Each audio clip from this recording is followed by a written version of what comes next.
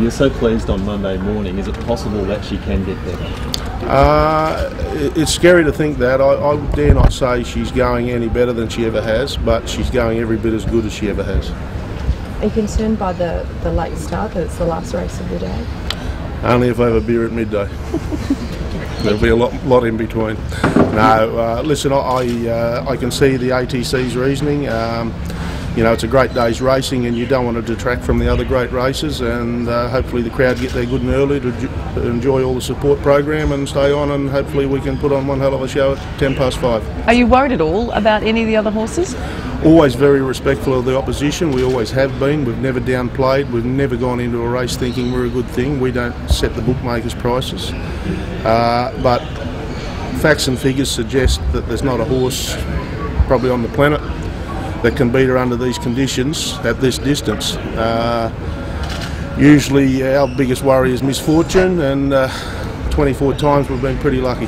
Barrier 1 isn't ideal though, is it? Better than 18. You know, it's we've got the best horse and the best barrier. Peter, you mentioned the misfortune. Are you a bit worried about maybe her getting a bit of treatment from the Sydney jockeys from the inside there? I think plenty of them are ridden against her before, and they're probably still using Vaseline to cover up the Whitbird. Is there anything particularly special about Saturday, or is it just the 25th race? It's only the second time she's been here in Sydney. You know, Randwick was where I learnt my trade as a young person. It's the home of Neil Werrett, the principal owner in the filly, so it's great to see her back in his city. You know, we consider her an Australian horse. You know, she's put Australian racing at the forefront of world racing the last few years, and you know, we're happy, and I think the owners are to be congratulated that they're happy to share the goodwill around Australia. I work for an international news channel, and the attention this horse is getting right around the world is quite remarkable. In fact, the news would be if the horse doesn't win on Saturday, wouldn't it? Exactly, and I know many of the international media. I just wish they had an international time clock so they knew what time they were ringing me.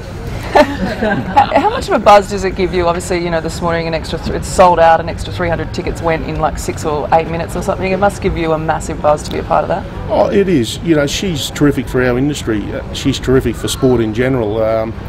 I've long said, you know, the great thing about this horse is that she puts racing on the front and back pages of newspapers, leading the news stories, the sports stories, for all the right reasons, where I'm not downplaying your careers, but most of you make a living out of finding the negatives in a lot of things. She's at the forefront for all the right reasons, not only in racing but in sport in general. So, you know, she's put bums on seats for a long time now, and it's just great for people to come out and enjoy her, I think. Peter, how much do you take that into consideration when you plan her next move?